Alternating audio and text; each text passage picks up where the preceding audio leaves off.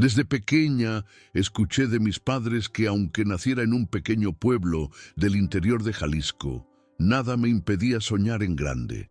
Nuestra casa era sencilla, de ladrillo a la vista y piso gastado, pero siempre llena de amor y charlas francas sobre trabajo, economía y el valor de conquistar las propias cosas.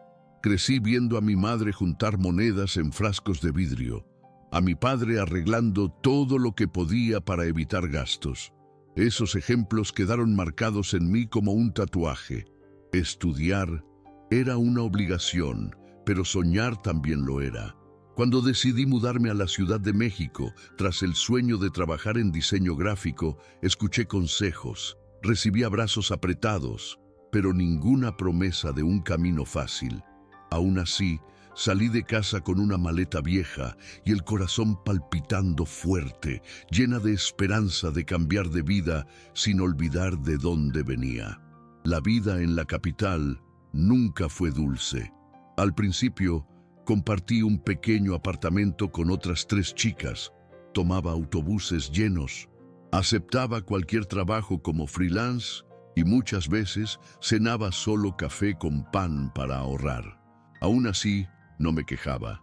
Me gustaba observar las luces de la ciudad y soñar despierta con el día en que mi talento sería reconocido. Entre idas y vueltas de entrevistas frustradas, trabajos mal pagados y noches mal dormidas, aprendí a valerme por mí misma. Fue en uno de esos días comunes, cansada de todo, que conocí a Mauricio. Él era completamente diferente a todo lo que había vivido. Educado, seguro, divertido y sobre todo generoso en los gestos. En poco tiempo me vi envuelta en un romance de telenovela. Flores en la oficina, cenas caras, fines de semana en hoteles que solo veía en revistas. La sensación era que por fin todo salía bien. Desde pequeña escuché de mis padres que, aunque naciera en un pequeño pueblo del interior de Jalisco, nada me impedía soñar en grande. Nuestra casa era sencilla, hecha de ladrillos a la vista, con el piso gastado y pocos muebles, pero siempre estuvo llena de calor humano, olor a café fresco y conversaciones sinceras sobre trabajo, economía y el valor de conquistar cada cosa con esfuerzo. Crecí viendo a mi madre juntar monedas en frascos de vidrio en el armario, contando centavo a centavo el dinero del mes, mientras mi padre, con las manos encallecidas, arreglaba todo lo que podía en casa para evitar cualquier gasto innecesario. Esos ejemplos de resistencia, ahorro y dignidad quedaron marcados en mí como un tatuaje. Estudiar era una obligación, pero soñar también era un deber, un compromiso silencioso con todo lo que quería ser y vivir. Recuerdo acostarme en la cama fina, escuchando susurros sobre cuentas, promesas y planes para el futuro, y me preguntaba cuándo llegaría mi turno. Cuando decidí mudarme a la Ciudad de México tras el sueño de trabajar en diseño gráfico, no escuché promesas de un camino fácil. Recibí consejos, abrazos apretados y muchos recados para no olvidar quién era. Salí de casa con una maleta vieja, el corazón disparado, llena de esperanza, pero también de miedo por lo que podía encontrar en una ciudad tan grande y diferente a lo que conocía. Solo sabía que no quería volver a casa con las manos vacías ni con el sueño a medias. La vida en la capital nunca fue dulce, aunque desde fuera pareciera llena de posibilidades. Al principio, compartí un apartamento diminuto con otras 3 chicas que también habían dejado sus ciudades para probar suerte. Tomaba autobuses llenos todos los días, aceptaba cualquier trabajo como freelance, tarjeta de presentación, invitación de cumpleaños, incluso dibujos para volantes de carnicería y, muchas veces, cenaba solo café con pan para ahorrar. Aún así, nunca me quejé de verdad. Me gustaba perderme en las luces de la ciudad e imaginar el día en que alguien miraría mi trabajo con orgullo, cuando ya no tendría que contar monedas al final del mes. Fueron meses de entrevistas frustradas, trabajos mal pagados, noches mal dormidas y dudas sobre si había tomado la decisión correcta. Aprendí a valerme por mí misma, pero también conocí una soledad pesada, diferente a todo lo que había sentido antes. Fue justamente en uno de esos días en que todo parecía igual, en que me sentía cansada de todo, que conocí a Mauricio. Él apareció como quien trae un soplo de novedad, educado, seguro de sí, gracioso y sobre todo generoso en los gestos. En poco tiempo me vi envuelta en un romance que parecía cosa de telenovela. Flores entregadas en la oficina, cenas, caras en lugares que solo conocía de revistas, fines de semana en hoteles con vista a la ciudad. Por primera vez sentí que, finalmente, todo salía bien, como si ese fuera el premio después de tanto esfuerzo. Al principio, sentía que vivía un verdadero cuento de hadas. Mauricio hacía cuestión de mostrar cuánto le gustaba. Me recogía en el trabajo, me sorprendía con regalos, planeaba viajes de último minuto a lugares que jamás hubiera soñado conocer. Su familia era tradicional y rica, diferente a todo lo que conocía, y al principio me recibió con sonrisas y formalidades que parecían sinceras. Recuerdo la primera cena en casa de sus padres, una mesa enorme, llena de copas y cubiertos alineados, conversación baja, elogios sobre mi simplicidad y sobre cómo traía alegría a Mauricio. Sentía un orgullo mezclado con incomodidad, intentando no mostrar mi inseguridad frente a ese universo. Incluso cuando notaba miradas raras o comentarios sobre mi origen, intentaba dejarlo pasar.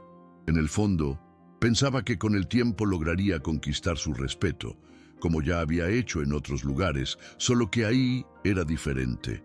Todo parecía tener una capa invisible que me separaba, una barrera hecha de tradición, estatus y dinero. Aún así, era difícil no dejarse llevar por la sensación de conquista, especialmente cuando Mauricio decía que me amaba y que juntos podríamos construir una vida aún mejor. Pero después del matrimonio, las cosas comenzaron a cambiar de forma silenciosa, casi imperceptible.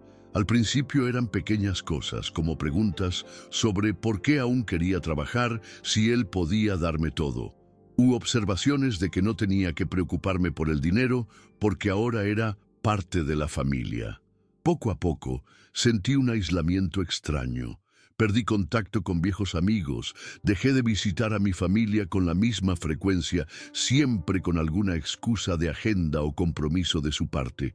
Mauricio empezó a hacer bromas sobre mis ideas de carrera, diciendo que el diseño era cosa de niñas y que eso no era una profesión de verdad.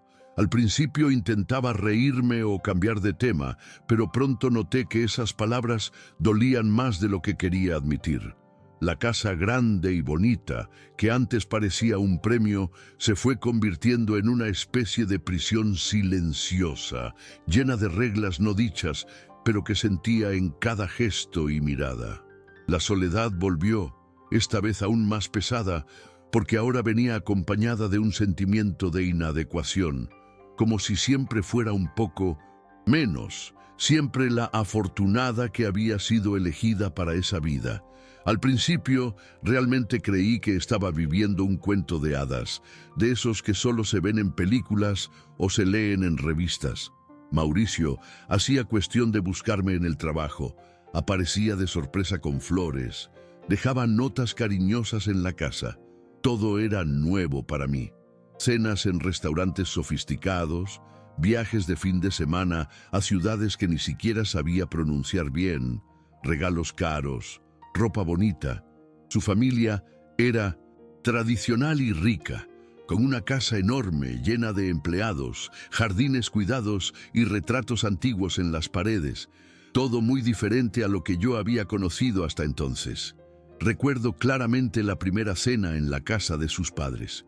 Una mesa larga, arreglada con copas, servilletas de lino, platos de porcelana y conversaciones que giraban en torno a viajes, negocios y nombres importantes. Me presentaron como la nueva novia. Escuché elogios a mi simplicidad, frases como Es bueno ver a alguien tan espontáneo por aquí, pero detrás de las sonrisas siempre noté cierta distancia. Intenté encajar. Presté atención a cada detalle, repetí 1000 veces para mí misma que lograría conquistar su respeto con el tiempo.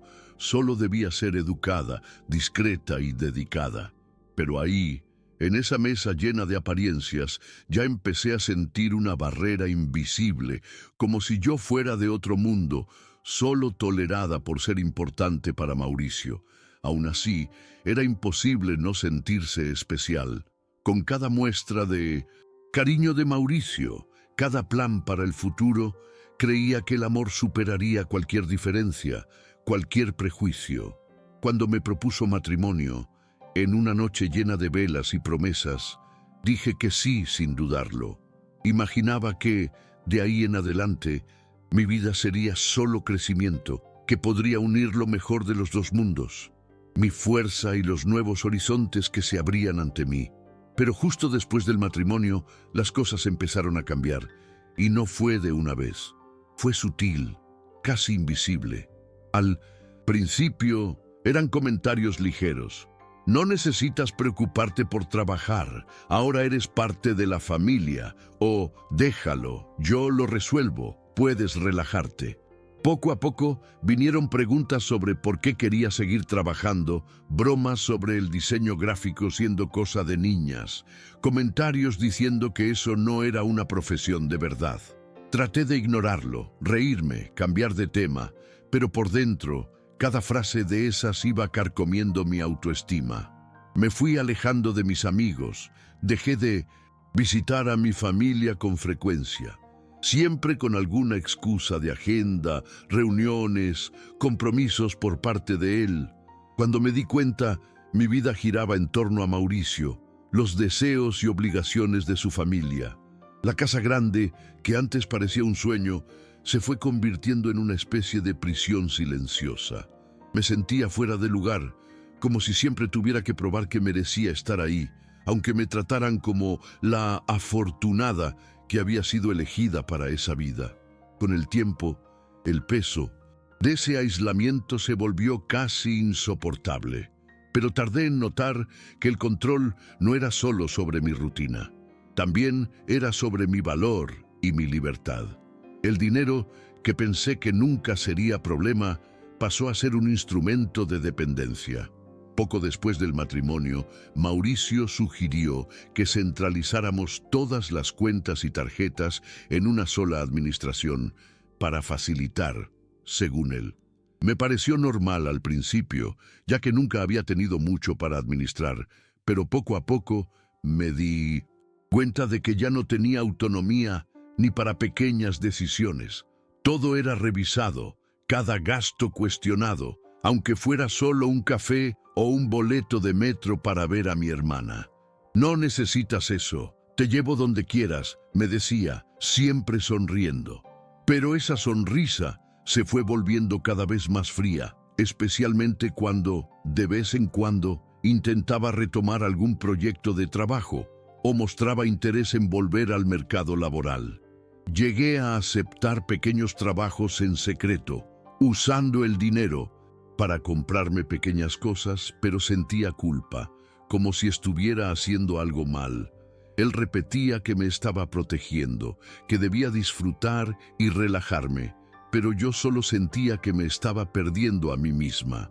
Cada mes, mi red de apoyo se reducía, los amigos dejaron de invitarme, mi familia se distanció, y yo me fui encerrando, sin darme cuenta, en una burbuja de silencio e inseguridad. Las pequeñas humillaciones del día a día se transformaron en algo casi imperceptible, pero doloroso, como un corte que nunca cierra. Eran miradas reprobatorias de la suegra cuando hablaba de trabajo, comentarios incómodos en fiestas de la familia, insinuaciones de que solo quería disfrutar la buena vida. Mauricio empezó a bromear frente a sus amigos, minimizando mis opiniones o interrumpiéndome cuando intentaba hablar de temas que conocía.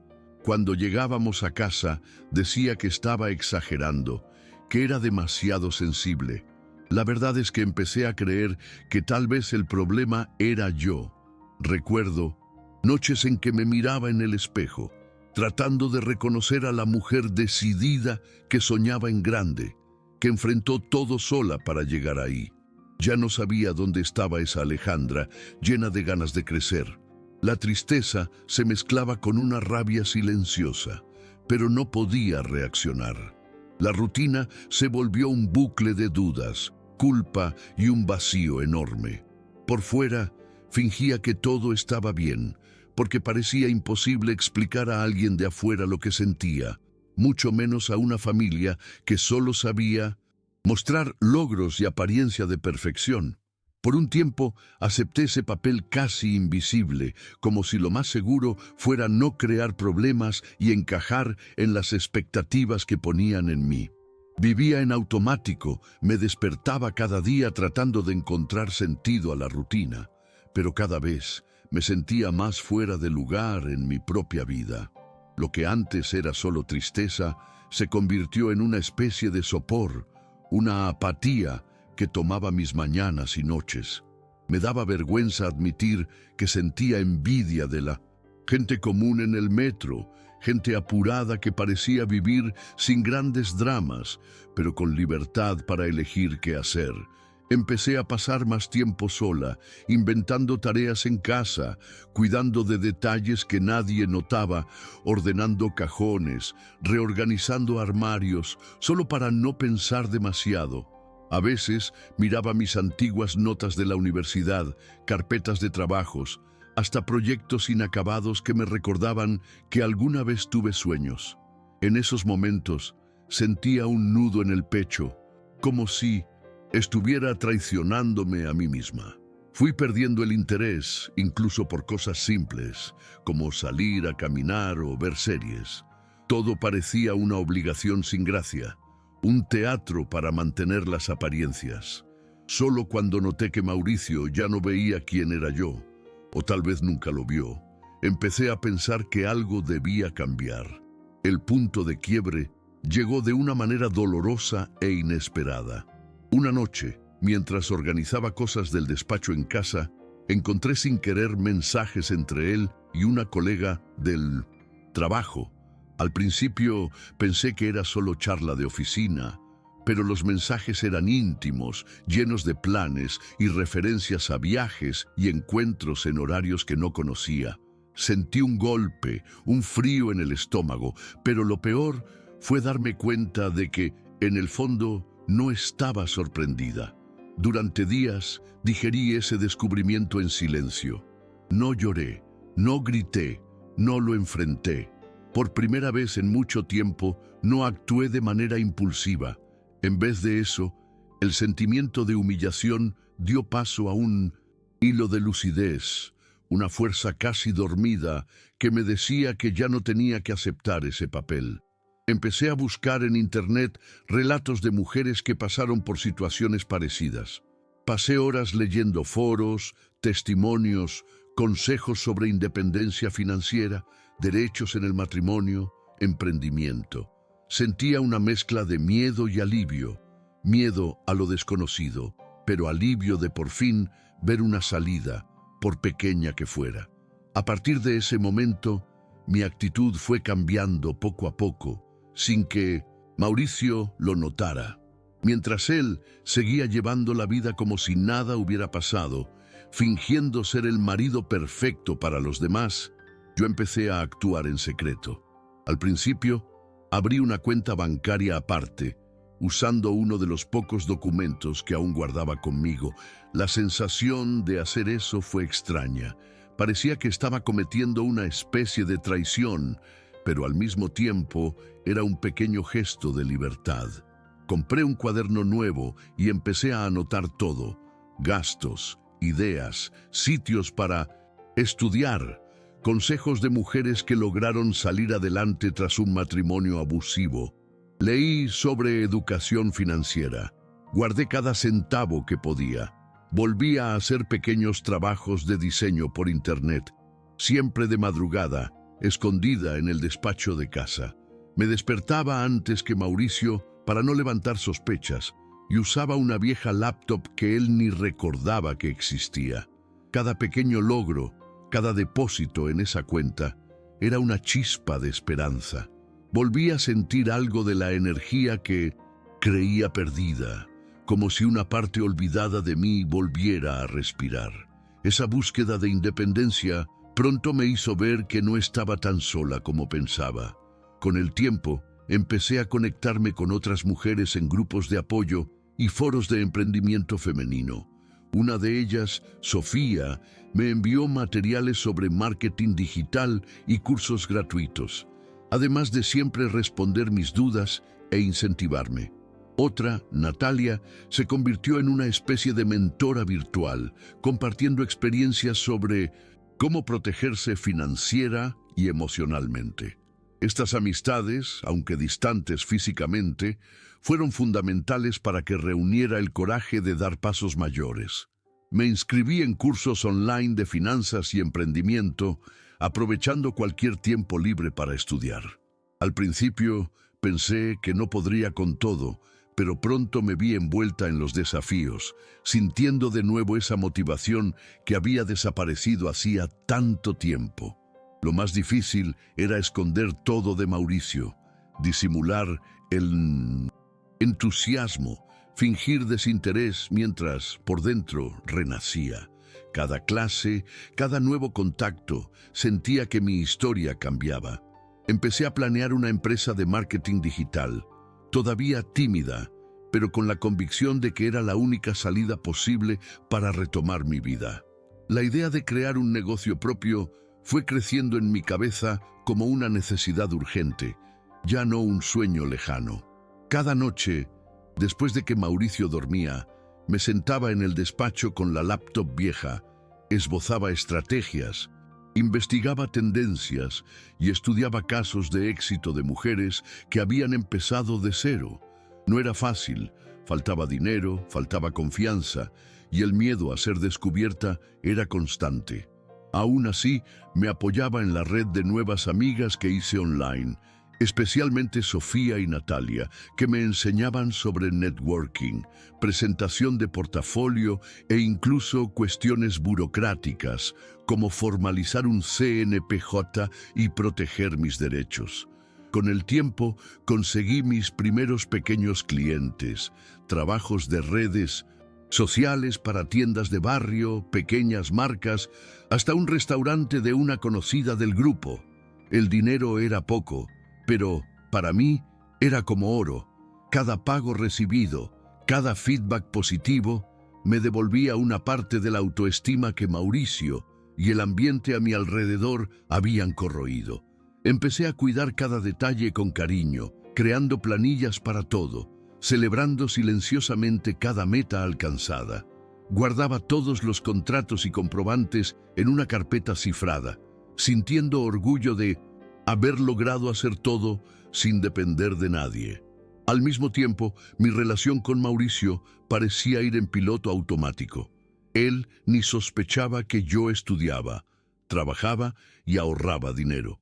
Seguía con el mismo patrón: elogios en público, control y desprecio en privado. Ya no me sentía afectada como antes. Era como si, al fortalecer mi independencia, sus palabras perdieran el peso de antes. Cuando las conversaciones entre él y la colega se volvieron más explícitas, dejando claro que la traición era real, no lloré ni armé escándalos. Sentí una mezcla de asco y alivio, como si eso confirmara de una vez por todas lo que ya sabía. Necesitaba salir de ahí cuanto antes. Fue en ese momento que busqué a una abogada recomendada por Natalia, una mujer experimentada y firme, acostumbrada a tratar casos como el mío. En el primer encuentro conté todo. Llevé las pruebas de mi trabajo, expliqué cómo armé la empresa y mostré que había guardado todos los documentos posibles. Ella escuchó todo con atención, me orientó sobre derechos, cláusulas del acuerdo prenupcial y me ayudó a trazar una estrategia para poder salir de ese matrimonio sin renunciar a mi dignidad ni al patrimonio que había construido, aunque fuera en secreto. La decisión de seguir adelante con el divorcio se tomó en silencio, pero por primera vez en mucho tiempo sentí una fuerza que parecía venir de adentro, de todo lo que había vivido y superado. Durante semanas me preparé para la batalla que sabía que vendría. Seguí las indicaciones de la abogada con rigor. Organicé cada documento, digitalicé contratos, guardé capturas de mensajes que probaban mi dedicación a la empresa y mi independencia financiera. Por fuera, seguí manteniendo la fachada de esposa dedicada, porque necesitaba tiempo y discreción para que nada se descubriera antes de tiempo. Fueron días tensos, de miedo y ansiedad, pero también de una extraña sensación de libertad, como si a cada nuevo paso recuperara una parte de mí que se había perdido. No se lo conté a nadie, ni siquiera a mis amigas virtuales, por miedo a alguna filtración o traición involuntaria. Era la primera vez, desde que salí del interior de Jalisco, que sentía que todo dependía solo de mí, de mis decisiones, de mi valentía para enfrentar lo que necesitaba enfrentar. Cuando finalmente llegué al punto de no retorno, respiré hondo y le avisé a Mauricio, de la manera más objetiva posible, que quería el divorcio. Su sorpresa fue tan grande que por un segundo pensé que quizás había subestimado cuánto creía él estar en control de la situación. Mauricio intentó revertir la decisión con promesas, regalos, argumentos de que era una mala racha que podríamos reconstruir juntos. Cuando notó que no volvería atrás, su actitud cambió por completo. Vinieron amenazas veladas, manipulación emocional, intentos de convencerme de que dependía de él financieramente. Él no sabía, ni se imaginaba, lo que había construido tras bambalinas. Me mantuve firme, ignorando los intentos de debilitarme. En el tribunal, al lado de mi abogada, sentí miedo, pero también una sensación de justicia a punto de hacerse realidad. El proceso fue difícil, con preguntas, miradas, acusaciones, pero en el momento indicado, mi abogada presentó todas las pruebas. Mi cuenta bancaria aparte, el registro de la empresa, los contratos firmados y principalmente la cláusula en el acuerdo prenupcial que garantizaba mis derechos, sobre todo lo que había construido con mi trabajo. Por primera vez en mucho tiempo, sentí orgullo de mí misma, no solo por el dinero, sino por haber tenido el coraje de no aceptar menos de lo que merecía. Nada de lo que viví hasta entonces se compara con la expresión de incredulidad en el rostro de Mauricio cuando la verdad sobre mi empresa salió a la luz en la audiencia. Estaba seguro de que yo saldría de ahí derrotada, como alguien que dependía de su dinero para todo, y entró a la sala con el mismo aire arrogante de siempre, traje impecable, postura relajada, sonriendo de lado mientras cruzaba miradas con su abogado, seguro de que la historia estaba ganada. Pero cuando mi abogada empezó a presentar la documentación de la empresa, su actitud cambió visiblemente. Ella expuso no solo los contratos y extractos bancarios, sino también el flujo de caja, los testimonios de clientes, certificados de cursos y registros fiscales del CNPJ, todo registrado al detalle. Mauricio quedó paralizado, la mano temblando levemente sobre la mesa. Me miró con una mezcla de sorpresa, rabia e incredulidad, como si no reconociera a la persona frente a él. Intentó susurrar algo a su abogado, pero por primera vez parecía sin respuesta, sin control. La sala de audiencia quedó en silencio unos segundos, todos esperando su reacción. Mauricio intentó argumentar, dijo que no sabía nada de eso. Intentó insinuar que yo había ocultado información en la pareja, pero cada intento era rápidamente refutado con documentos, capturas de pantalla, fechas y registros oficiales. El juez escuchó atentamente, analizó cada papel, hizo preguntas directas que solo aumentaban la incomodidad de Mauricio. En determinado momento ya no pudo ocultar el nerviosismo.